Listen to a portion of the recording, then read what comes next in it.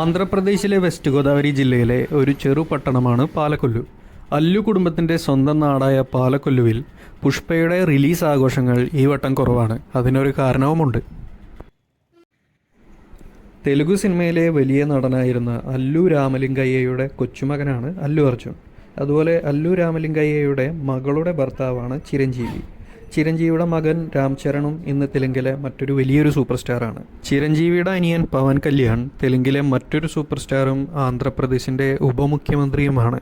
സത്യത്തിൽ Allu അർജുൻ്റെയും Ram ചരണിൻ്റെയും fan base എന്ന് പറയുന്നത് പവൻ കല്യാണിൻ്റെയും ചിരഞ്ജീവിയുടെയും ഫാൻ ബേസാണ്. ചിരഞ്ജീവി പണ്ട് പ്രജാരാജ്യം എന്ന പൊളിറ്റിക്കൽ പാർട്ടി രൂപീകരിച്ച സമയത്ത് ആ പാർട്ടിയിലെ കീ പേഴ്സണായിരുന്നു അല്ലു അരവിന്ദ്, അതായത് അല്ലു അർജുൻ്റെ അച്ഛൻ. പ്രജാരാജ്യം പിന്നീട് കോൺഗ്രസിൽ ലയിക്കുകയും ചിരഞ്ജീവി പൊളിറ്റിക്സിൽ നിന്ന് വിടവാങ്ങുകയും ചെയ്തു. അതിനുശേഷമാണ് ചിരഞ്ജീവിയുടെ അനിയൻ പവൻ കല്യാൺ ജനസേന എന്നൊരു പാർട്ടി രൂപീകരിക്കുന്നത്.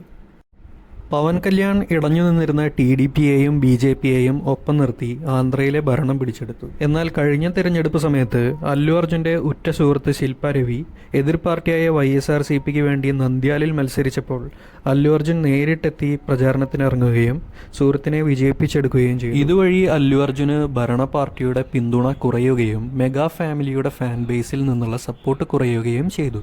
ഈ ഒരു കാരണം കൊണ്ടാണ് കഴിഞ്ഞ ഓഗസ്റ്റ് 15 റിലീസ് പ്രഖ്യാപിച്ച പുഷ്പ 2ന്റെ റിലീസ് ഡിസംബർ 5 നീട്ടിയത്.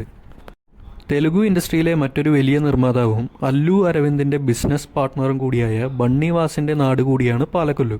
ഇതൊന്നും കൂടാതെ 400 മുതൽ 1000 രൂപ വരെയാണ് പുഷ്പ 2ന്റെ ടിക്കറ്റ് നിരക്കുകൾ. നിർമ്മാതാക്കളുടെ പ്രതീക്ഷയ്ക്കനുസരിച്ചുള്ള പ്രീ ബുക്കിംഗ് പുഷ്പ 2ന് ഇതുവരെ നടന്നിട്ടില്ല. ഈ പ്രതിസന്ധികളെ മല്ലു ഫാൻ ബേസ് വെച്ച് മറികടക്കാനാവുമെന്നാണ് അല്ലുവിൻ്റെ പ്രതീക്ഷ.